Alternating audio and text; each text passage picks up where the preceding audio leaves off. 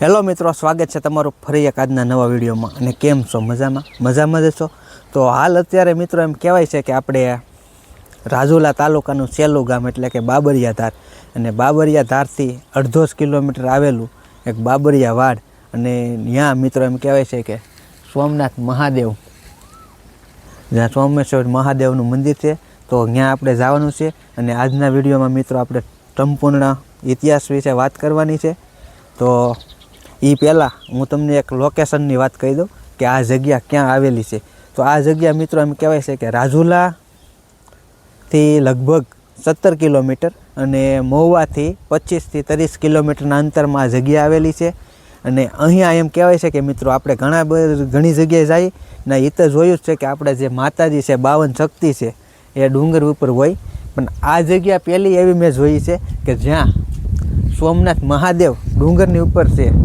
અને અહીંયા મિત્રો એમ કે વાત કરીએ તો આપણે બારવટિયા જોગીદાસ ખુમાણનો પણ ઘણા બધા પુરાવા છે, અને એના ઇતિહાસની પણ આપણે વાત કરવાની છે. તો વિડીયોમાં એન્ડ સુધી બનાવ્યા. તો વિડીયો ગમે તો વિડીયોને લાઇક, શેર, અને ચેનલમાં નવા હોય તો ચેનલને સબસ્ક્રાઈબ કરવાનું ભૂલતા નહીં. આ વિડીયોમાં આપણે સંપૂર્ણ માહિતી આપવાના છીએ. તો ચાલો હવે આપણે ડુંગરની ઉપર જઈએ, અને ડુંગરની ઉપર જઈ અને સંપૂર્ણ માહિતી આપશું. અને અહીંયા મિત્રો એમ કહેવાય છે કે જે મહાદેવની શિવલિંગ છે, સોમનાથ મહાદેવ, સોમૈયા મહાદેવ, એની કોઈ સ્થાપના કરવામાં આવેલ નથી, જે સ્વયંભૂ છે. તો એને પણ આપણે એની વિશે પણ વાત કરીશું. અને આપણે બારવટિયા જોગીદાસ ખુમાણ એની પણ આપણે વાત કરવાના છીએ. તો કેમ કે જોગીદાસ ખુમાણના અહીંયા ઘણા બધા પુરાવા છે. એમ કહેવાય છે કે ભાવનગર સ્ટેટ સામે જ્યારે જોગીદાસ ખુમાણે બારવટિયું ખેડવાનું થયું હતું ત્યારે તેને ઘણા દિવસો સુધી અહીંયા વસવાટ કરેલો હતો. તો એની પણ આપણે વાત કરવાની છે આ વિડીયોમાં. તો ચાલો આપણે હવે ઉપર જઈએ, ડુંગરની ઉપર, અને ત્યાં આ ઇતિહાસ વિશે વાત કરીશું. તો જય ભોળાનાથ, જય મહાદેવ, હર હર મહાદેવ.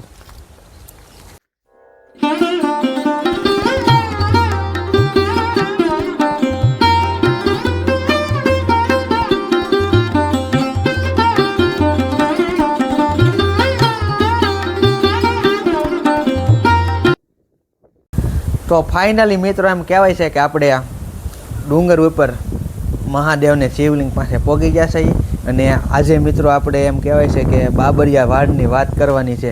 તો મિત્રો સૌરાષ્ટ્રની ભૂમિ એટલે સાધુની ભૂમિ, અને સંતોની ભૂમિ, અને સુરાની ભૂમિ. આ ભૂમિના પાણે પાણે ઇતિહાસ ધરબાયેલો છે. દરેક ભૂમિ, દરેક જગ્યા પોતાનો એક આગવો ઇતિહાસ ધરાવે છે.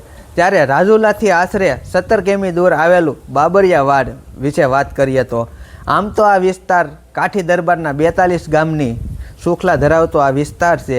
બાબરિયા ધારના આ ડુંગરાળ વિસ્તારની બાજુમાં આવેલ એક બાબરિયા ગામ પણ છે. ત્યારથી 1.5 કિલોમીટર દૂર આ બાબરિયા વાડ આવેલું છે. તો મિત્રો અહીંયા એમ કહેવાય છે કે સાવરકુંડલાના દરબાર કોટિલાને સોમેશ્વર મહાદેવ દાદા સપનામાં આવે છે, અને આ ડુંગરમાં પ્રગટ થયેલ સ્વયંભૂ શિવલિંગની વાત કરે છે. અને ત્યારની સોમેશ્વર નામ, અને ત્યારથી આ જગ્યા સોમેશ્વર નામથી ઓળખાય છે. તો આવી રીતનો મિત્રો ઇતિહાસ છે. તો ચાલો હવે આપણે અહીંયા જઈએ જ્યાં સોમેશ્વર મહાદેવની શિવલિંગ છે, તો એના દર્શન કરીએ. તો ચાલો. તો અહીંયા મિત્રો એમ કહેવાય છે કે જો ગુફા છે, જે એમ પથ્થર જ છે, પણ પથ્થર ફાટી અને અહીંયા શિવલિંગ છે. અત્યારે તો લોક મારેલો છે, પણ હું તમને છે ને મિત્રો અંદરથી આમને ડાયરેક્ટ બતાવું કેમેરો ઝૂમ કરીને.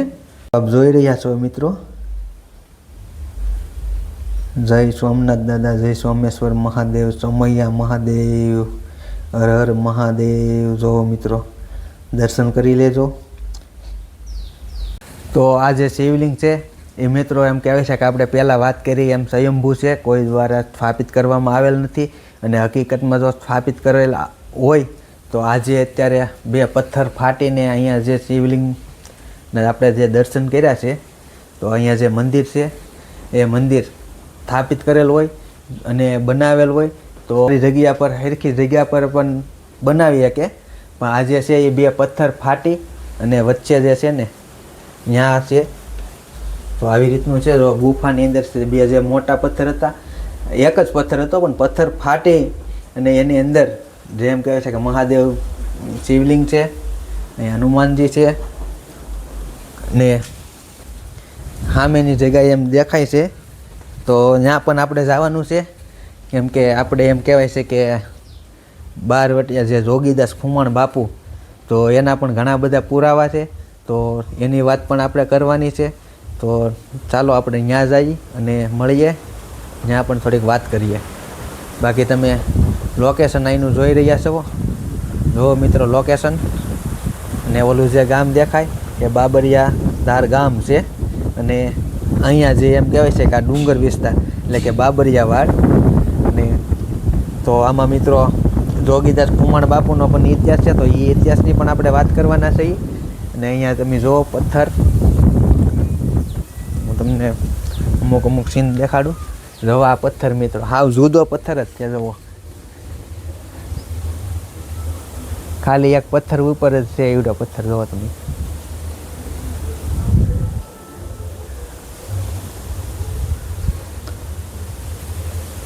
તો બીજી એક મિત્રો આપણે વાત કરવાની હતી, જે અહીંયા સોમેશ્વર મહાદેવના મંદિરે એમ કહેવાય છે કે તમે ઘણા બધા આ જે છે એ ઘંટડી જોવો તમે, ઘણી બધી ઘંટડી દેખાય છે.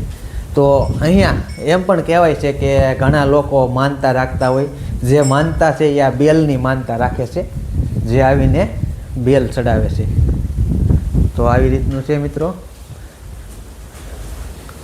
તો ફાઇનલી મિત્રો એમ કહેવાય છે કે આપણે ડુંગર ઉપર ચડી ગયા છીએ, અને અહીંયા તમે જોઈ રહ્યા છો કે આ 52 ગજની ધજા.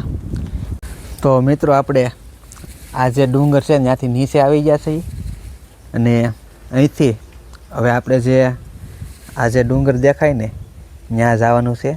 ત્યાં પણ જોગીદાસ ખુમાણની આપણે જે વાત કરવાની વાત હતા ને એ આપણે વાત ત્યાં કરીશું. તો ચાલો હવે ત્યાં મળીએ. આવી રીતના સીડી છે, ત્યાં જવામાં પણ ધ્યાન રાખવું પડે એવું છે, કેમ કે સીડી જોવો તમે.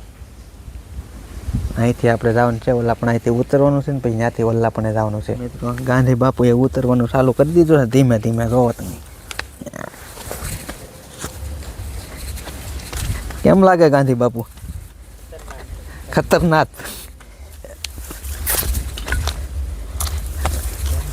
ડેન્જર રસ્તો છે હો ભાઈ. આવતા હોય તો મિત્રો આમાં ધ્યાન રાખજો, કેમ કે રસ્તો બહુ ડેન્જર છે. બાકી જો તમે જંગલ જેવું છે બધું.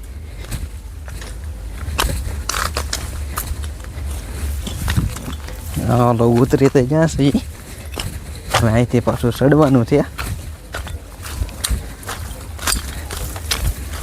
શું છે ગાંધી બાપુ, કેમ લાગ્યું તમને?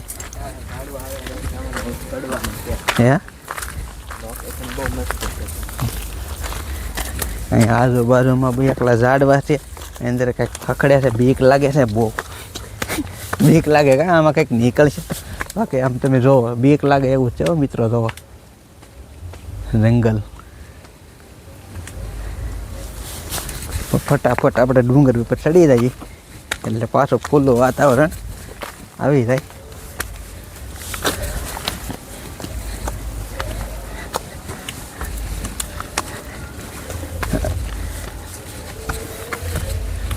જોવો તમે. તો ફાઇનલી મિત્રો એમ કહેવાય છે કે આપણે ડુંગર ઉપર આવી ગયા છીએ, અને ડુંગર ઉપર આવતા જ અહીંયા એમ કહેવાય છે કે ખોડિયાલ માતાજીની સ્થાપના કરેલ છે. તો જો અહીંયા ખોડિયાલ માતાજીનું મંદિર છે. જય માં ખોડલ. તો ખોડિયાલ મને દર્શન કરી લેજી. ને હવે મિત્રો આપણે એમ કહીએ વાત કરવાની છે જોગીદાસ ખુમાણ બાપુની. તો અહીંયા તમે જુઓ કેવી રીતનું છે બધું. આ જે છે આપણે અહીંયાથી વંડો જે દેખાડ્યો હતો ને, આ જો આ વંડો વાળેલો છે કેવી રીતે પથ્થરથી છે. જુઓ તમે. આપણે થોડાક હજી આગળ જઈએ. અહીંયા જો ઘણા બધા માણસો આવીને આવી રીતે કરેલ છે. અહીંયા જે છે વંડો વાળેલો છે.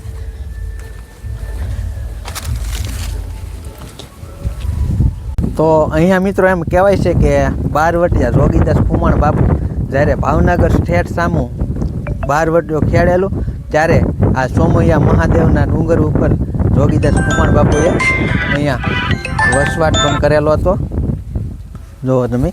અને આ જે દિવાલ છે ને એ ઇતિહાસમાં કહે છે ને કે વંડો આ જે આ વંડો છે મિત્રો, ને અહીંના ઇતિહાસમાં બહુ ઝાઝો ખ્યાલ તો નથી, પણ એમ કહેવાય છે કે જોગીદાસ કુમાર બાપુએ આ વંડો વાળી અને અહીંયા 300 જેટલી ગાવો પૂરી ને બારવટીએ ગયા હતા.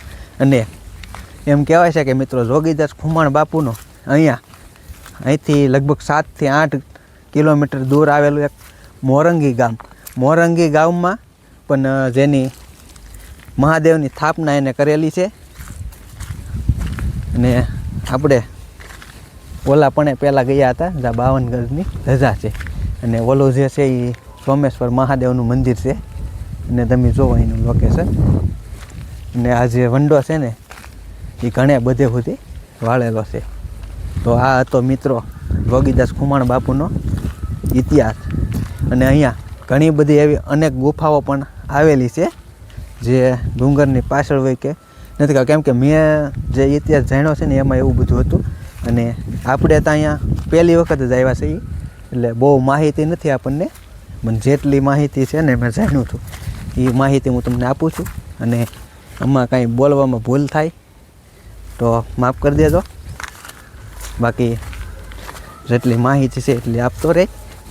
જો તમે વંડો પણ કેવી રીતે વાળેલો છે, પથ્થર તમે જુઓ ખાલી હેવી વંડો છે. જો તમે મિત્રો આ ઘણે સુધી દેખાય છે, ને અહીંયા જુઓ તમે લોકેશન. તો મિત્રો આપણી સાથે કુલદીપભાઈ આવેલા છે. શું છે કુલદીપભાઈ, કેમ લાગ્યું તમને? મજા આવી કે? બા લોકેશન બહુ સારું છે, અહીં તમે બધા આવજો. બાકી જગ્યા એક નંબર છે. મજા આવે ને? હા બહુ. આ તો આપણે અત્યારે આવ્યા, બાકી ચોમાસામાં આવ્યા કેમ લાગે? તો આનથી વધારે મજા આવે. બધું આ ધરતી આખી લીલી. કેમ? હા ત્યાં મજા આવે એવું. એક વખત જરૂર મુલાકાત લેજો અહીંયા તમે. જગ્યા સારી છે. લોકેશન જુઓ તમે, મસ્ત લોકેશન છે. શું છે કુલદીપભાઈ, બીજું તમારે કઈ કેવું છે હવે? બસ વિડીયો ગમે તો લાઈક કરજો, શેર કરજો અને સબસ્ક્રાઈબ કરજો. કાંઈ વાંધો નહીં મિત્રો. અમારે કુલદીપભાઈ કહે છે કે વિડીયો ગમે તો વિડીયોને લાઈક, શેર અને સબસ્ક્રાઈબ કરવાનું ભૂલતા નહીં.